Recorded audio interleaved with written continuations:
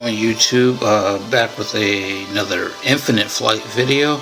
I just want to present a few of my thoughts on this recent update that came through. I won't be talking about the Q8. I think all the planes are great. I wanted to talk more about this UI, the experience with it. Um, while I love Infinite Flight, and like I said, I've always enjoyed the experience on it.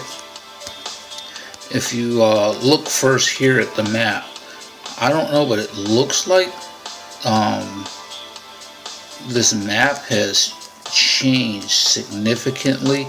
Which you take, for example, and this is I don't want to say these are negative criticisms, but you take, for example, here, like look at this upper right hand corner where this runway is. I'll go ahead and highlight it. You can see here the approach on, I guess that's 1.8.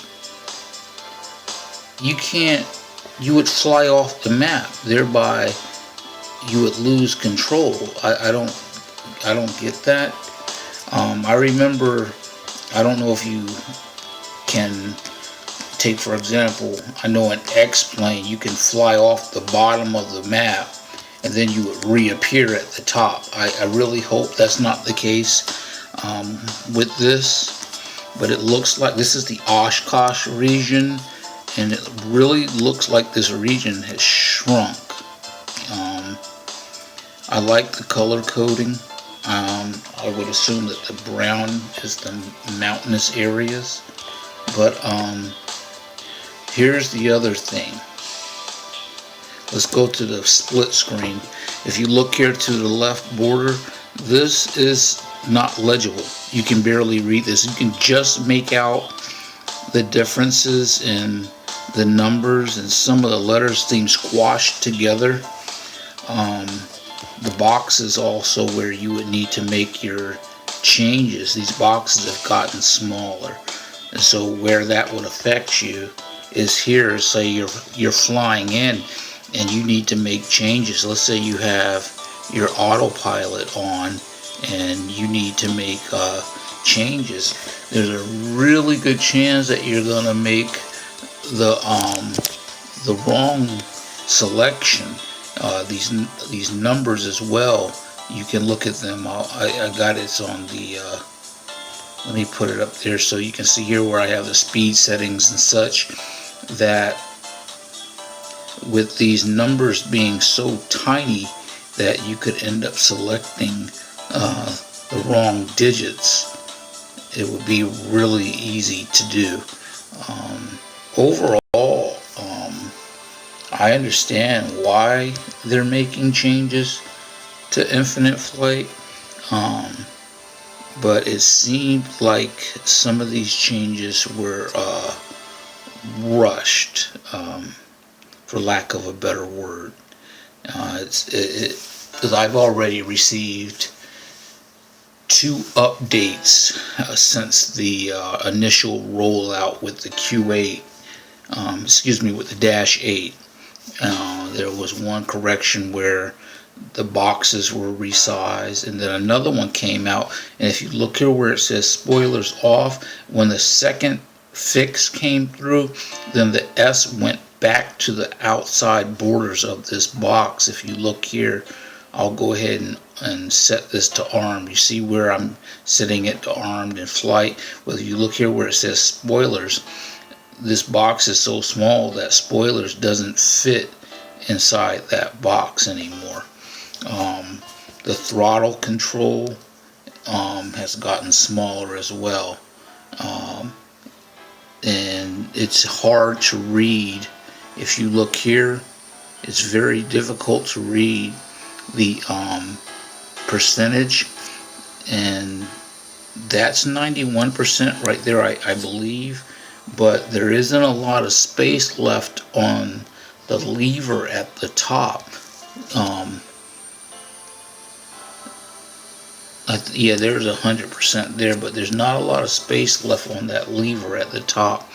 And also here with the rudder, there's not a lot of space between rudder and the brake and the flap setting. When the original update came out, you couldn't tell. Well, actually, the colors didn't light up for the smoking seatbelt signs, nav lights. None of the lights lit up, and you also you really couldn't read them. These boxes were real small, but they since fixed that. But I've always said that I believe that the no smoking sign, well, not the no smoking sign, but the seatbelt sign and the landing light sign should be over here on this screen, and then only the no smoking and all the other light, the nav lights, beacon lights, and the strobe lights stay over there, because during the flight you're not going to turn those off. The only ones that are going to be turned off typically are the seat belts and the landing lights. Outside of that, I think it's good that I know we always have to be prepared for change. The only thing is, it's pointless to have telemetry that you cannot read.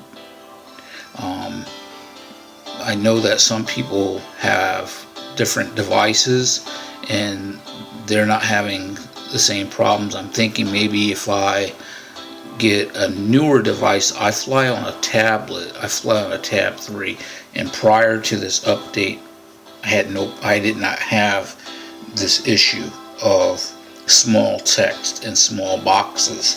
And I've seen people who fly on the newer phones, their phones do not have that problem. The boxes are still the same sizes and the text is the same size. So what I'll do, I'm gonna go ahead and do a quick takeoff. Let me make sure, yeah, I have flight control there. Flaps are set. Go ahead and take the brakes off. I'll just do a quick takeoff. 40. We're rolling. Get up to 91%.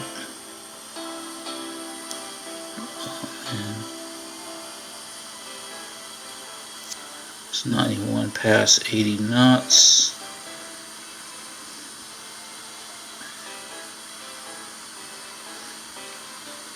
And rotate. Positive rate. Gear up.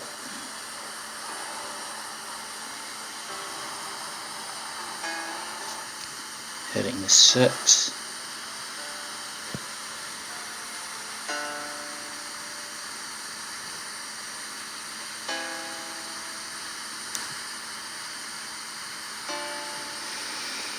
Yeah, it's pretty, you know, and the thing with Infinite Flight, it's always been a really good flying experience.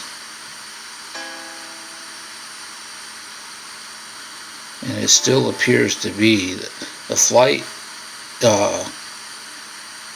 experience is great. Like I said, the only thing I wish is that, so that's good enough there.